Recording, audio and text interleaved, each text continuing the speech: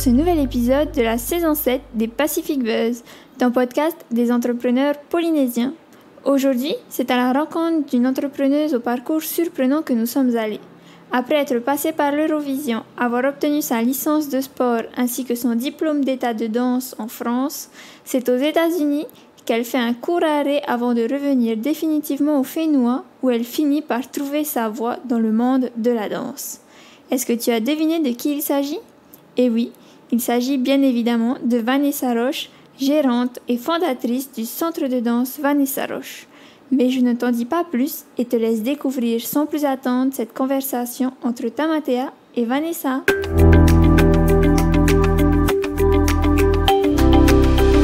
Bonjour à tous et bienvenue dans ce nouvel épisode des Pacific Buzz. Nous sommes aujourd'hui en compagnie de Vanessa. Vanessa, je te laisse te présenter. Bonjour, moi c'est Vanessa Roche. Je suis professeure de danse et gérante du centre de danse Vanessa Roche et maman de 2 enfants. Oh, très bien. Est-ce que tu peux nous parler un peu de ton parcours ? Comment est-ce que tu as évolué ? Quelles études est-ce que tu as fait ? Quelles sont les rencontres que tu as eues à l'occasion de faire ? Alors, moi je suis partie faire mes études, comme tout le monde, à Tahiti après le lycée, après le bac. Je suis partie en France à la base pour être professeure de PS. En France, j'ai eu des opportunités de continuer à danser.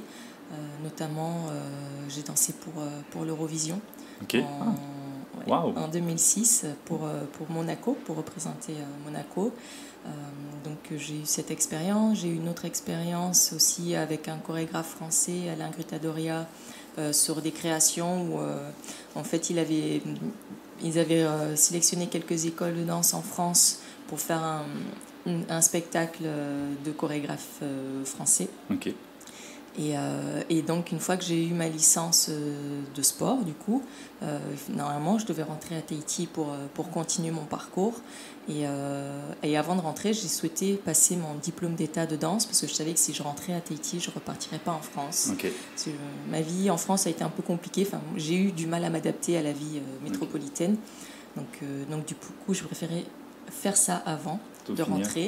Ouais. Et au final, en fait, je me suis rendu compte que donner des cours de danse à des enfants qui sont là parce qu'ils ont envie et donner des cours de sport à des enfants qui sont là parce qu'ils sont obligés d'être là, c'est pas du tout la même chose. Okay. Donc quand je suis rentrée à Tahiti, avant de rentrer à Tahiti, je suis passée aux États-Unis. J'ai passé 6 mois aux États-Unis pour continuer un peu à danser, à me former en danse après avoir eu mon diplôme d'enseignement. Et après, ça s'est fait vraiment par hasard. J'ai rencontré une personne qui avait une salle de fitness qui m'a proposé de travailler avec elle. À l'extérieur ou ici ? À Tahiti. À Tahiti, ok. À Tahiti. Du coup, je suis rentrée. Du coup, j'ai un peu lâché la danse aux États-Unis. Je suis rentrée pour travailler. En même temps, je faisais des remplacements au collège-lycée. Du coup, parce qu'avec ma licence, je pouvais le faire. Et j'étais censée décider soit de continuer comme ça, soit de reprendre du coup l'UFM pour avoir mon diplôme en CAPES. Pour continuer sur la lignée sport. Pour continuer, voilà, sur la lignée sport. Et en fait, les choses se sont enchaînées vraiment de manière à ce que, il fallait que je reste dans la danse. Okay. Donc, je suis restée dans la danse et puis voilà où j'en suis aujourd'hui. Donc du coup, finalement, si je comprends bien, tu n'avais pas cette prédisposition toute petite de me dire je vais créer mon école de danse. Alors, créer mon école de danse, non, je m'étais jamais dit que je créerais mon école de danse. Rester dans la danse, oui, ça clairement. En fait, je pensais faire comme ma prof de danse à l'époque, qui elle était professeure de PS et donnait des cours de danse en plus, à côté de l'enseignement EPS. Donc moi, je pensais faire ça. Mais je ne pensais pas monter mon école, avoir ma propre école. C'est vraiment des choses en fait qui se sont faites naturellement. Oui, effectivement, c'était pas un projet en mode je vais avoir ma propre entreprise. Non. Tu te voyais très bien t'intégrer dans du salariat et à côté faire en plus du bonus.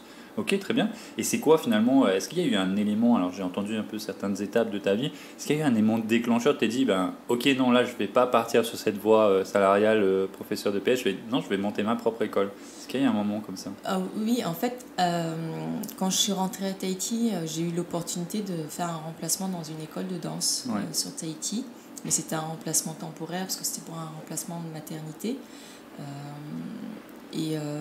et en fait, le contact avec les élèves était vraiment super bon. Et j'ai eu plein d'élèves qui voulaient que je continue à leur donner cours. Et la salle de sport où je donnais cours, pour être très honnête, c'était strictement alimentaire. Me proposait, moi, de monter mes cours de danse, du coup, chez eux. Et donc, j'ai dit oui, du coup, parce que ça me permettait, moi, de continuer ce que j'aimais vraiment. Et ça s'est fait comme ça. J'ai commencé avec 18 élèves. Et aujourd'hui, on est à 350 élèves. Ah oui, quand même, il y a une différence. Hein. Et à quel moment tu as commencé, parce que c'est vrai qu'on a parlé un peu de ton parcours, de quand est-ce que tu es revenu. Tu avais quel âge quand tu es revenu, pour voir un peu la maturité, et à quel âge tu as lancé Vanessa Roche, ta propre école?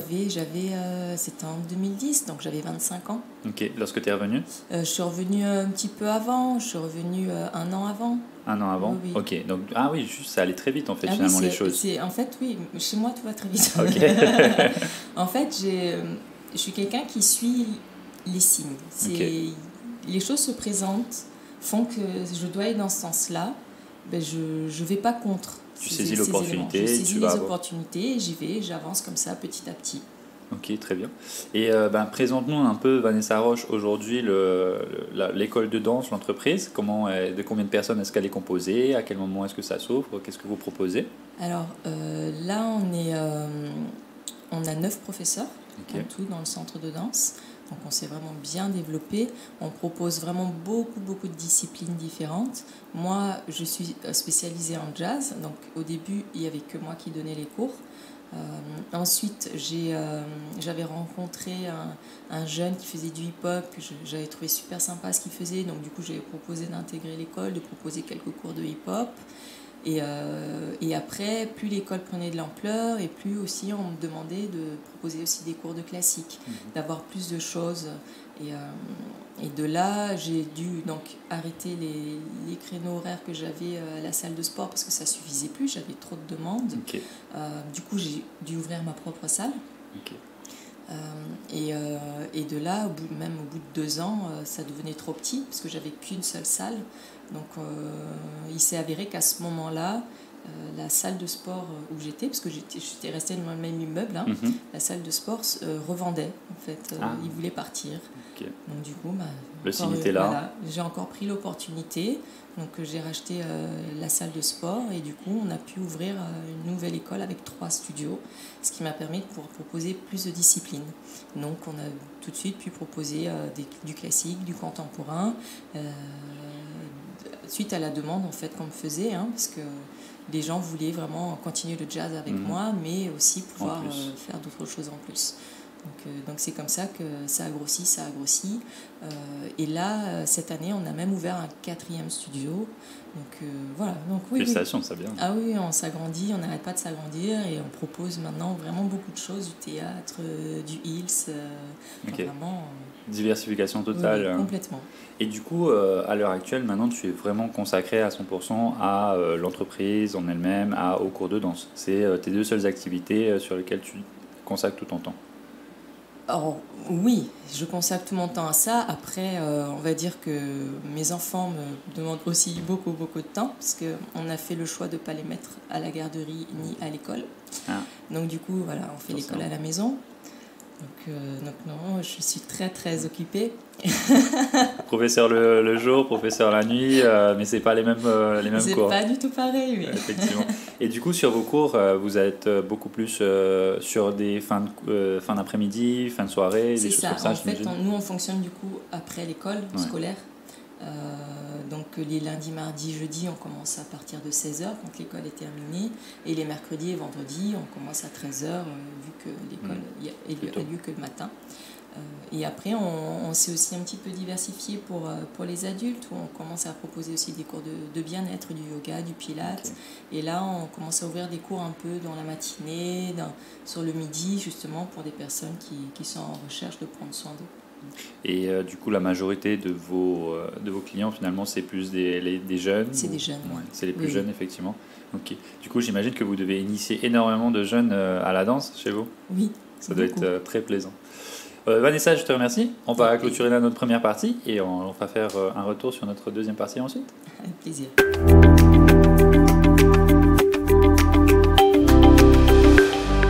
De retour pour cette deuxième partie avec Vanessa. Donc maintenant, on va parler un peu plus de ton parcours entrepreneurial en lui-même. Tes expériences dans l'aventure entrepreneuriale, est-ce que tu peux nous dire quelle a été par exemple la meilleure expérience que tu en retiens aujourd'hui et puis les moments compliqués, une expérience qui a été vraiment difficile à vivre? Pour moi, la meilleure expérience, c'est vraiment de voir en fait le sourire aux lèvres sur les élèves. Okay. Moi, c'est mon but principal. C'est pour ça que le slogan de notre école, c'est vraiment le plaisir de danser. Quand on voit les élèves s'épanouir, et surtout des élèves qui à la base n'ont pas du tout confiance en eux, sont très renfermés, voilà, et même qui ont pu être moqués ou eu de mauvaises expériences avec d'autres professeurs, et leur redonner goût en fait à danser. Et j'ai même une expérience d'une élève moi qui me reste. C'est une gamine qui était vraiment pas douée, on peut le dire, qui était vraiment pas douée, mais qui adorait tellement ça.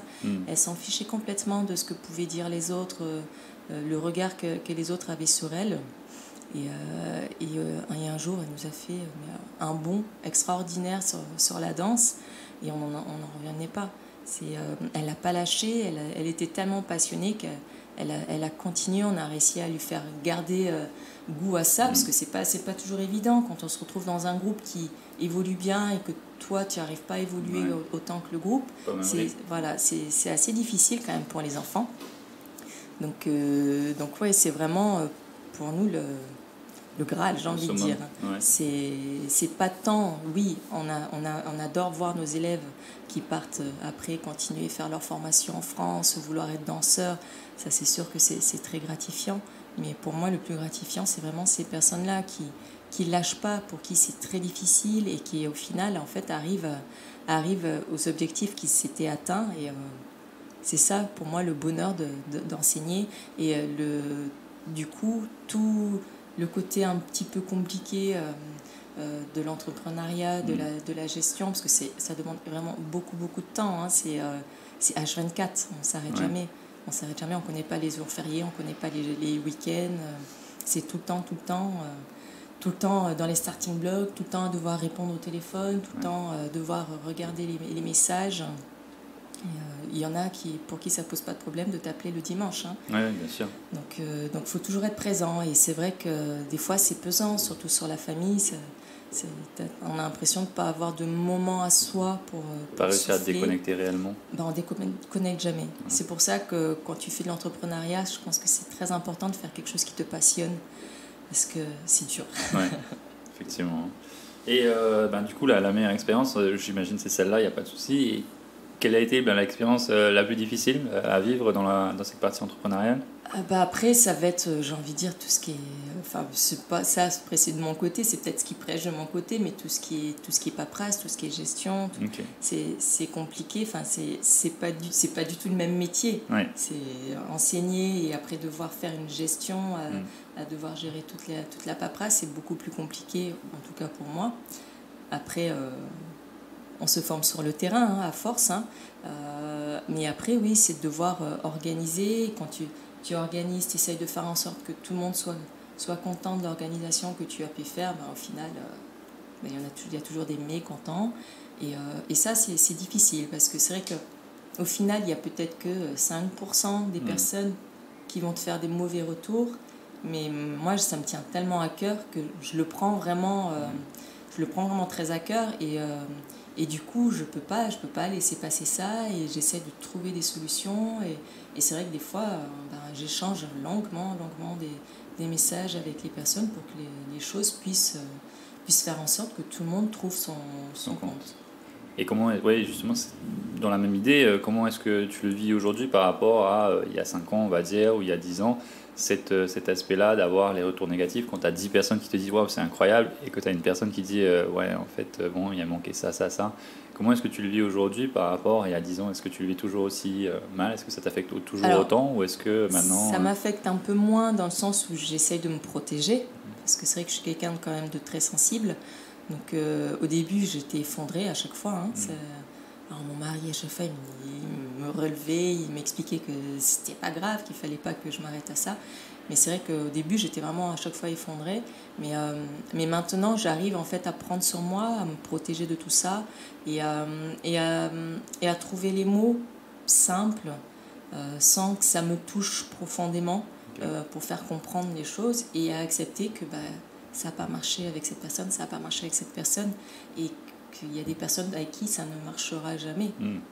Voilà, il y a vraiment des personnalités différentes et que voilà, ça peut pas matcher et ça il faut l'accepter. Voilà, ça il faut l'accepter et donc voilà, ça c'est vrai que j'ai dû me forger mon caractère là-dessus, vraiment. Et très bien. Tu m'as parlé là juste à l'instant de ton mari, et du coup j'imagine ton partenaire de vie et ton partenaire de travail aussi. Alors mon mari, lui, là-bas c'est pas du tout son métier, hein. Lui il est informaticien, il travaille, il a aussi beaucoup de travail, mais il m'épaule beaucoup, il est beaucoup présent, parce qu'il sait hein, que l'école de danse en fait à la base c'est mon premier bébé, hein. Donc du coup il est aussi pas passionné, il n'est pas passionné de danse lui à la base, mais il se passionne par ce métier et il se passionne par voir justement comme moi tous ces jeunes qui s'épanouissent et quand il voit la charge de travail que ça demande, dès qu'il a un petit moment il est là, il me donne un coup de main et il m'épaule surtout psychologiquement quand il y a besoin. Du coup, il n'est pas réellement dans la gestion d'entreprise, il a un travail à lui-même. Oui, il a son travail, mais en plus, oui. Ok. Effectivement, justement, cette partie-là de la vie à deux, comment est-ce qu'on arrive à gérer ces barrières? Tu en parlais un peu tout à l'heure, et qu'il n'y en a pas vraiment. Comment est-ce qu'on gère ces barrières entre l'entreprise, les enfants, la vie de famille? Comment est-ce qu'on arrive à trouver un peu cet équilibre entre toutes ces choses-là? En fait, il faut que le partenaire il soit à l'écoute de ce que fait son partenaire, mais et surtout comprendre pourquoi on s'investit autant. Mon mari est aussi lui auto-entrepreneur, je dirais bien. Ouais, t'inquiète pas. Et du coup, lui le comprend parce qu'il sait que c'est pareil. Des fois, lui, il a des coups de cravache à devoir donner et des fois, il va se coucher à 2h du matin parce qu'il faut qu'il finisse certaines choses. Donc, il comprend tout à fait que je sois autant impliquée là-dedans. Et d'autant plus qu'en plus, notre fille, elle n'a que 3 ans et demi, hein, on va dire, mais elle est passionnée, mais vraiment passionnée. Elle passe 100 ans, bon, c'est ma faute, hein.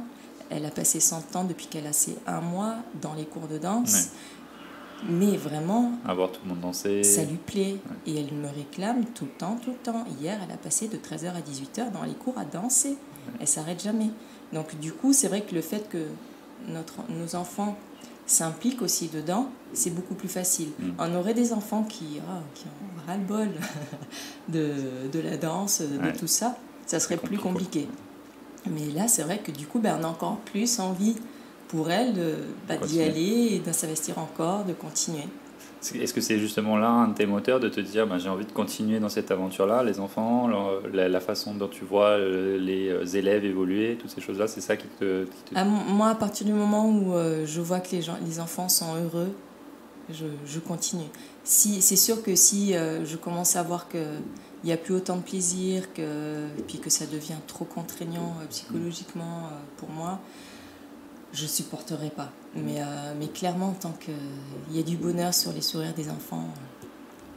On y va, on continue. Ça veut dire que le but est atteint, le plaisir de danser. Ah oui, complètement. Ok. Si tu devais décrire un peu ton style d'entrepreneuse, qu'est-ce que tu dirais? C'est quoi ton style? C'est quoi mon style? Moi, je garde toujours à l'esprit que mon métier doit rester une passion. Il ne faut pas que ça soit un business. Et tant que je reste passionnée dans ce que je fais, je pense que j'arrive à faire en sorte que les enfants restent passionnés. Je pense que si on commence à prendre des choses par les chiffres, on n'a plus la même passion et on ne voit que les chiffres. On perd quelque chose. On perd complètement quelque chose, on perd de l'humanité surtout. Et Et c'est pas ça. Souvent, c'est compliqué. La danse, il ne faut pas se le cacher, c'est une discipline qui coûte assez cher. Et il y en a beaucoup pour qui c'est pas accessible, justement, financièrement. Et il ne faut pas qu'on ferme les yeux sur ça et qu'on reste ouvert à des propositions pour des personnes pour qui ça peut être compliqué financièrement, pour des personnes qui veulent vraiment, leur enfant a vraiment envie de danser, mais pour qui c'est compliqué. Voilà, il faut vraiment qu'on garde à l'esprit ça et qu'on essaie de trouver des solutions. Je m'étais même renseignée auprès des ministères, voir s'il n'y avait pas des bourses qui existaient pour des personnes en difficulté financière. Mais non, il n'y a rien qui est fait. Donc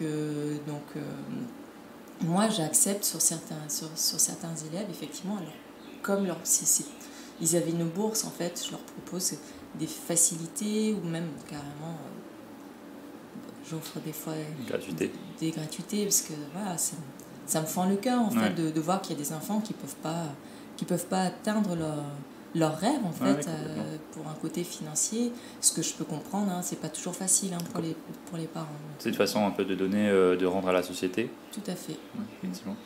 Et pour aller un peu plus loin dans cette même ordre d'idée, est-ce que tu vois un style entrepreneurial polynésien? Parce que forcément tu es né ici, tu as quand même grandi ici, même si tu as été finir tes études en France, tu as eu l'occasion de voyager. Est-ce que tu vois un style d'entrepreneur polynésien? Est-ce que tu as eu l'occasion de voir d'autres entrepreneurs, de voir un peu les différences de vision, de façon de faire? Pas vraiment. C'est vrai que moi de base, je suis pas à regarder ce que font les autres. Okay. Donc c'est vrai que je me suis jamais vraiment intéressée à savoir comment ça se passait ailleurs, que ce soit en France ou aux États-Unis. Donc je pourrais pas trop te donner de différence entre notre façon de faire ici et peut-être entre toi et ton mari alors, du coup, dans la façon de gérer l'entreprise. C'est compliqué, c'est pas du tout le même métier. On parle vraiment pas du tout de la même chose, c'est pas du tout la même relation avec le client, parce que là, lui, il est en relation directe avec les patrons de chaque entreprise, que moi, c'est vraiment... Enfin, il y a beaucoup d'humanité, beaucoup d'échanges humains, moi, dans ce que je fais, que lui, il l'a un petit peu, parce qu'il est quand même un peu en contact avec certains employés, mais c'est pas autant. Donc... Je pense que c'est vraiment pas comparable, on peut pas comparer. Deux domaines complètement différents. Ok, très bien. Et pour finir cette deuxième partie, une chose que tu n'as jamais osé dire dans ton parcours d'entrepreneuse? Une chose que j'ai jamais osé dire? Une expérience que les gens ne savent pas, mais quand j'ai commencé, en fait, on ne pouvait pas payer le loyer pendant 3 mois, des choses comme ça. C'est sûr que de ce côté-là, c'est pas toujours facile. Qu'est-ce que les gens peuvent pas ne pas savoir? J'ai tendance à pas cacher forcément les choses, mais... Il y en a plein qui ne savent pas. Certains peut-être dans ton entourage. Je sais que quand j'ai voulu commencer, on a commencé à vouloir me mettre des bâtons dans les roues, ça c'est sûr. J'ai commencé à recevoir des coups de fil un peu d'autres personnes me demandant de quel droit j'ose ouvrir une école de danse. Donc oui, j'ai des personnes qui ont cherché à me décourager de le faire. Après, financièrement, c'est sûr que ça n'a pas toujours été facile. En plus, à chaque fois, il faut aménager, il faut pouvoir apporter des fonds propres. Mais de ce côté-là, on va dire que je suis une chanceuse parce que mes parents nous ont toujours mis de l'argent de côté quand on était plus jeunes. Et du coup, j'avais un petit peu de côté pour pouvoir commencer en fait la vie active. Et au lieu de prendre cet argent pour acheter une voiture ou mettre des parts dans une maison ou quoi, je préférais l'utiliser pour pouvoir investir moi dans mon entreprise. Et c'est vrai que ça m'a beaucoup aidée, clairement. C'est pour ça que de ce côté-là, je peux vraiment dire que je suis une chanceuse. J'ai vraiment des parents qui ont fait en sorte qu'on puisse rentrer dans la vie active facilement sans avoir à trop galérer. Donc, j'imagine qu'il y en a une qui sera un peu dans cette même lignée-là plus tard. Oui, c'est ce qu'on veut essayer de faire. Ok, ouais. Très bien, je te remercie. On va arrêter là cette deuxième partie et puis on va faire une petite pause.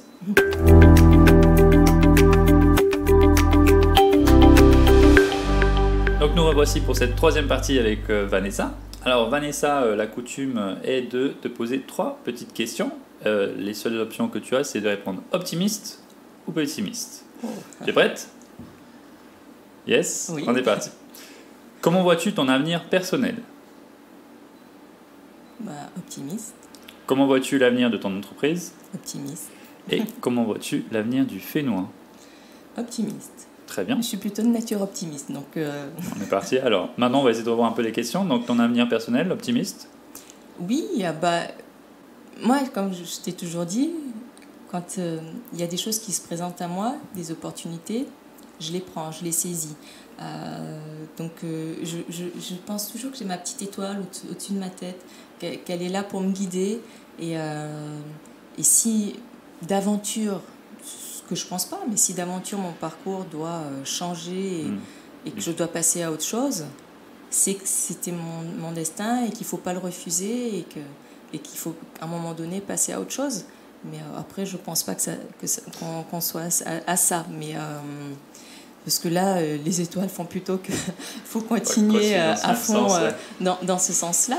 Mais voilà, non, je reste positive. Et puis, de toute façon, il faut toujours garder foi en ce qu'on aime. Donc, il vaut mieux. Hein. Pour l'entreprise, optimiste? Oui, optimiste, surtout que là, maintenant, on a réussi à se faire une super équipe pédagogique. Donc, on a eu un petit moment de battement parce que c'est pas toujours facile sur territoire. En fait, il n'y a pas de professeurs qui soient diplômés. Donc, il faut les faire venir de France. Et recruter à distance, c'est pas toujours facile. Et puis surtout, trouver du coup des personnes qui acceptent l'éloignement. Parce que pas oublier qu'on est à 18 000 km. Nous, on l'a fait parce qu'on avait été obligés avec nos études. Mais voilà, après, les personnes qui cherchent du boulot ne sont pas forcément obligées de le faire. Donc trouver des personnes qui veulent pas juste faire une expérience, venir sous le soleil. 8 mois, non. Oui, voilà. Parce que c'est pas, pour les élèves, c'est pas évident d'avoir des profs, que ça tourne tout le temps. Ils ont besoin de stabilité, ils ont besoin de se sentir en sécurité.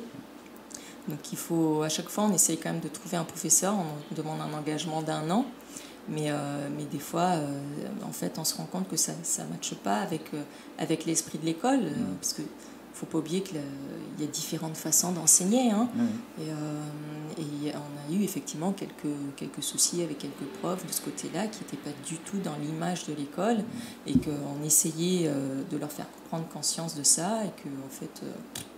Ça n'allait pas du tout, donc ça a fini par clasher, et donc on a dû se retourner, trouver vite un nouveau professeur. Ça n'a pas été simple, mais là ça y est, on est bien stable. Ça fait 2 ans, ça y est que c'est stable, que tous les professeurs qu'on a sont vraiment dans l'image de l'école de danse et surtout sont fiers et heureux d'être là, et donc on a une super équipe qui fonctionne super bien. Ils sont tous soudés, tout le monde est à l'écoute des uns des autres, il n'y en a pas un qui cherche à être au-dessus du lot. Enfin vraiment, on est tous comme une équipe. Moi, je ne me vois pas comme une directrice à devoir tout gérer. Pour moi, une équipe, ils doivent aussi avoir leur mot à dire.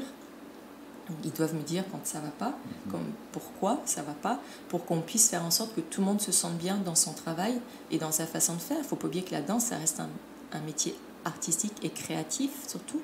Donc si le professeur n'arrive pas à créer, il ne pourra pas se sentir bien, et même du coup dans son enseignement, il ne se sentira pas bien et ça va se ressentir auprès des élèves. Donc il faut qu'on arrive à trouver... des ententes, un équilibre, et ça on l'a trouvé, et c'est génial, j'adore. Au top, félicitations. Pour essayer de continuer un peu dans cette lignée-là, tu me dis que ça fait 2 ans que vous avez une équipe stable. Du coup, est-ce que pendant à peu près 10 ans avant, non, pas du tout. Non, en fait, on a eu un petit battement pendant 2 ans où tout allait bien, hein. Quand on a commencé à ouvrir du coup le grand centre, où on a pu proposer plusieurs disciplines. On a eu un professeur de classique qui était là pendant pratiquement 3 ans. Donc au bout de 3 ans, ça commençait à clasher. En même temps, on avait fait venir un nouveau professeur pour du contemporain. Donc du coup, on a fait venir un autre prof de classique. Et c'est de là que ça a commencé à vraiment partir en vrille, dans le sens où en fait, c'était des jeunes que j'avais voulu prendre. Et en fait, ça marchait pas. Ça marche pas. Il manquait de maturité et manquait du coup, en fait, je pense, de compréhension de l'enfant, des ressentis. Parce que il faut pas oublier que l'enfant, il idéalise son professeur de danse.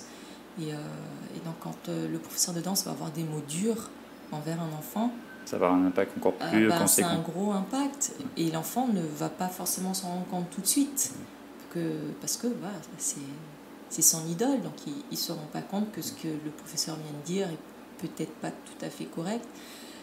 Et ça, moi, je me bats pour ça. Et l'équipe que j'ai actuellement est vraiment hyper bienveillante de ce côté-là. Et du coup, les enfants se sentent détendus. Ok. Dans un bon environnement propice à apprendre, à évoluer. Exactement. Tu nous as parlé de l'avenir du Fénois, qui était tu étais optimiste. Pourquoi ? Parce qu'il faut rester optimiste. Il faut penser que tout peut aller dans le bon sens. Là, effectivement, le gouvernement a changé. Il y en a qui crient au secours, il y en a qui crient au contraire tant mieux. Moi, j'ai envie de dire, ce nouveau gouvernement va certainement nous apporter des choses que l'autre gouvernement ne nous avait pas apportées, et vice-versa. Et puis si ça ne marche pas, ça sera un autre gouvernement. Et voilà, les choses vont faire en sorte à chaque fois qu'on arrive à se retourner. Et je pense que le Polynésien, certes, il est gentil, il ne voit pas tout de suite les choses venir, mais quand les choses sont là, il ne les laisse pas faire. Donc, j'ai pas peur. Je sais que le Polynésien saura réagir s'il y a quelque chose qui ne va pas et saura aussi réagir s'il y a quelque chose qui va. Et tu penses que, alors, en tant qu'entrepreneuse, est-ce que tu es justement assez sujette aux évolutions qui t'entourent, donc aussi bien politiques, économiques et autres, ou est-ce que tu te dis, peu importe ce qui se passe, quand même, moi je suis obligé de faire mon propre truc à moi, ou non, en fait il y a ça et ça, là ça va plus être possible. Notamment, en plus, toi, tu fais la danse, donc c'est vrai que, on va dire, tu es un peu à l'extérieur, on va dire, comme tu dis, c'est un peu de l'artistique, c'est du bonus, donc c'est vrai que c'est pas tout le monde, c'est pas toute catégorie de personnes. Non, c'est vrai que c'est un milieu complètement différent, mais après, c'est sûr que ça reste un entrepreneuriat, on reste en statut d'entreprise, hein, donc on est du coup sujet aux mêmes entreprises, peu importe le métier qu'on fait, en fait, à l'intérieur, mais... je veux dire, pour l'instant, ils essayent de faire en sorte que les choses aillent pour l'ensemble de la Polynésie. On ne cherche pas à valoriser une personne, une catégorie de personnes ou quoi. Donc, moi, à partir du moment où les choses s'équilibrent, je pense qu'on est bien et qu'il faut qu'on soit tous à s'entraider les uns des autres. Ok. Pour revenir un peu 2-3 ans en arrière, on a connu la crise Covid. Oui. Qu'est-ce que ça a été comme expérience en tant qu'entrepreneuse et dans le domaine de la danse, puisque forcément, qui dit danse dit être physiquement sur place, potentiellement être proche d'autres personnes. C'est sûr, ça n'a pas été facile. On a eu la chance d'avoir eu un ministre qui est vraiment très proche de sa culture et que du coup, il a voulu faire en sorte que la culture ne s'écroule pas. Donc ça, c'est vraiment une grande chance qu'on a eue par rapport à la France. En France, ça a été très, très compliqué pour les écoles de danse. Que nous, on a vraiment eu de la chance. On a été arrêtés 2 mois, vraiment, par rapport aux salles de fitness aussi. Ouais. Les salles de fitness, elles ont mis du temps à pouvoir reprendre. Que nous, on a vraiment été arrêtés que 2 mois. Avec des contraintes, certes. Mais ils avaient bien compris que c'était important pour la Polynésie. Pas tant pour les entrepreneuriats, mais pour les enfants. Les enfants, ils avaient besoin de pouvoir se vider la tête, parce que c'était compliqué pour eux. Il faut pas se cacher ça. Nous, on a vu des dégâts sur certains ados. Le Covid a été très compliqué pour certains qui se sont retrouvés seuls face à eux-mêmes. Et ils se sont retrouvés à faire de l'anorexie, de la boulimie, des choses que je n'avais jamais vues jusque-là. Jusque-là. Alors que pourtant, j'ai un métier où ils sont toujours face au miroir, face à leur reflet, mais je n'avais jamais rencontré ce problème-là. Et depuis le Covid, c'est compliqué. Est-ce que tu en vois encore des effets aujourd'hui ? Oui. Okay. Ah oui, on en voit encore. Enfin, on voit en fait certains qui ont eu du mal à s'en sortir en fait de là, et d'autres qui ont pris un peu exemple du coup sur c'est un peu comme un effet boule de neige en fait. Non, on en voit encore pour qui c'est compliqué, et pour nous après il a fallu qu'on mette en place certaines règles de distanciation, de circulation dans le centre pour éviter que tout le monde puisse trop se toucher, se croiser. Donc le ministre, on avait fait plusieurs réunions avec le ministre pour mettre en place justement un protocole qui permettrait de réouvrir les centres de danse. Alors, à la base, bien sûr, il ciblait essentiellement les centres polynésiens de Ori-Tahiti, mais il a été vraiment très, très bien, très bienveillant envers aussi les écoles modernes. Il nous a inclus dedans et il nous a conviés aussi, du coup, à trouver les solutions par rapport à ça, parce que c'est vrai que nous, on n'a pas forcément les mêmes contraintes que le Ori-Tahiti. Donc, vraiment, on a réussi à pouvoir s'en sortir. Après, ça a été compliqué. C'était pas tant la première année de Covid qui a été compliquée, c'est l'année d'après où, en fait, il y en a beaucoup qui avaient peur, beaucoup de parents qui avaient peur que ça recommence. Donc, ils avaient peur pour leurs abonnements, de s'engager. Ils avaient peur, du coup, aussi de mettre... Enfin, certains, c'était de mettre les enfants en contact. Ils préféraient attendre que ça se tasse. On a vraiment eu quand même un creux, on va pas se le cacher. Mais, voilà, moi, je suis toujours optimiste. On ne peut pas pleurer sur notre sort par rapport à d'autres pour qui ça a été très compliqué.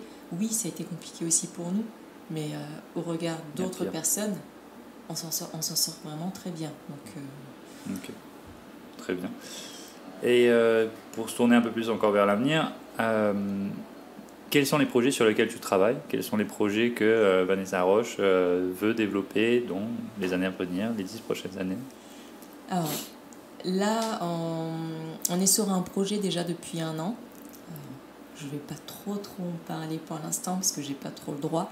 Mais en gros, l'idée, c'est de faire comprendre qu'on peut, on peut sortir les jeunes de la rue avec l'artistique, avec le côté artistique, que c'est un moyen d'expression.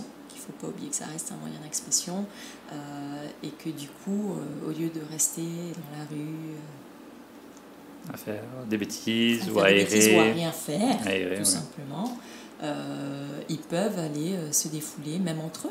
Ils peuvent se regrouper sans forcément se mettre dans une école de danse. À l'époque, ça se faisait beaucoup, ça. C'est vrai que ça se fait beaucoup moins maintenant, mais à l'époque où le hip-hop avait vraiment pris de l'ampleur, ça se faisait beaucoup. Ils se regroupaient entre eux dans la rue, ils s'entraînaient entre eux. Et c'est vrai que maintenant, ça s'est vraiment perdu et maintenant, ils ne font plus rien. Ils sont tous sur leur téléphone, n'a plus rien à faire. C'est ce que j'allais dire. Quel est l'impact des réseaux sociaux, justement, dans ce domaine-là, c'est-à-dire avec les plus jeunes, on va dire ? C'est ça, c'est qu'en fait, ils ont du mal à lâcher leur tablette, leur téléphone. Alors, quelque part, j'ai envie de dire, TikTok a un petit peu redonné un peu goût à ça, parce qu'on les voit souvent dans la rue, du coup, avec leur téléphone, mais... à faire leur petite danse, à faire leur petite chorégraphie. Donc ils font quand même un petit peu quelque chose, on va pas cracher dessus, c'est déjà ça. Mais voilà, du coup on est en train d'essayer de monter un petit quelque chose qu'on va pouvoir essayer de faire prendre conscience de tout ça. On aura l'occasion, j'espère, de le découvrir ensemble alors. Comment est-ce que tu vois l'entreprise dans 10 ans ? Comment est-ce que tu la vois évoluer ? Toujours en remise en question. Okay. Tous les ans, on essaye toujours de comprendre qu'est-ce qui a fonctionné, qu'est-ce qui n'a pas fonctionné pour faire évoluer, même au niveau des professeurs. Chaque professeur se remet aussi en question sur son travail, se forme aussi, parce qu'il ne faut pas oublier que la danse, ça évolue tout le temps en fait, c'est tout le temps c'est en évolution constante. Et si on reste sur notre petite île, on n'évolue pas nous non plus. Donc là, ce qu'on fait, c'est qu'on part en formation avec quelques élèves, on prend un petit groupe d'élèves, on part aux États-Unis avec eux pour faire des petites formations. Donc on en profite, nous, en tant que professeurs, de faire avec eux.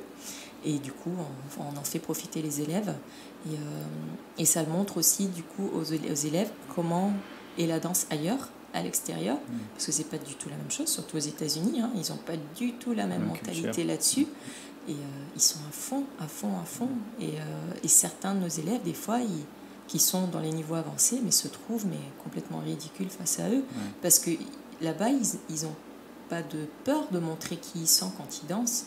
Que ici, si je fais ça, qu'est-ce qu'on va dire de moi? Alors qu'aux États-Unis, ils y vont. Ils ont tout compris. Hein. Ils ont compris que quand on danse, on n'est pas forcément la personne qu'on est tous les jours. Donc, je pense qu'il y a une culture du show aussi aux États-Unis qui est beaucoup plus développée. Mais il y a aussi une culture du travail qu'il n'y a pas ici. Aux États-Unis, ils sont obligés souvent, certaines personnes sont obligées d'avoir 2 ou 3 travails pour pouvoir s'en sortir. Donc, il y a cette mentalité-là.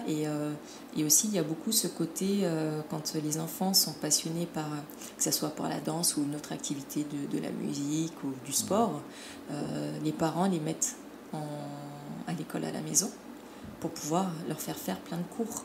Ils passent leur temps, leur journée à danser, à faire vraiment leur passion pour pouvoir évoluer. Il n'y a pas de secret. Hein.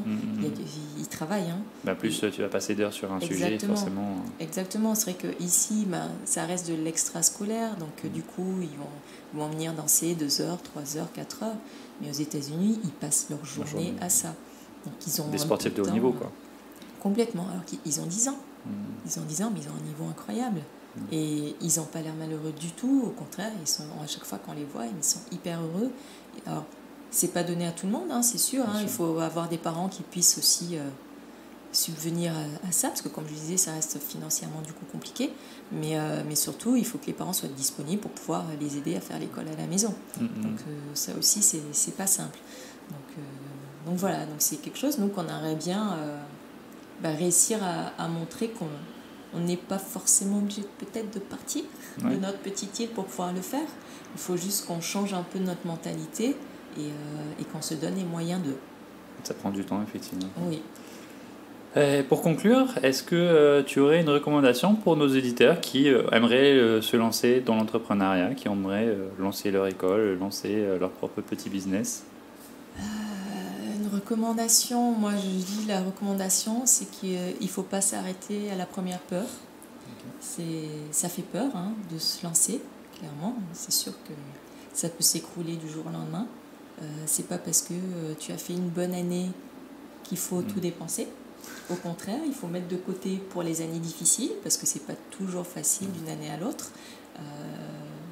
Donc ça, il faut savoir, ce qui n'est pas toujours évident pour certaines personnes. Il faut vraiment savoir mettre de côté, prévoir l'avenir en fait, mettre de côté. Et si d'aventure un jour ton entreprise a fait flop, au moins tu as un petit matelas sur lequel pouvoir te reposer pour pouvoir te relever et continuer sur autre chose. Quelque chose de différent. Vanessa, ça a été un plaisir, je te remercie. Merci beaucoup. Et puis bonne continuation à Vanessa Roche. Merci.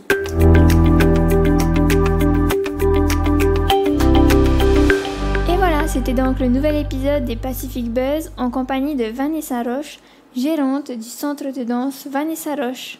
Si cet épisode t'a plu, n'hésite pas à le partager avec tes proches, tes collègues ou ta famille. N'hésite pas également à le partager sur les réseaux sociaux et à le noter sur ta plateforme de podcast préférée. Ce sont tes retours et tes partages qui nous aident à continuer. Je te retrouverai donc très bientôt pour un nouvel épisode, un nouvel entrepreneur. D'ici là, prends bien soin de toi et à bientôt. Nana!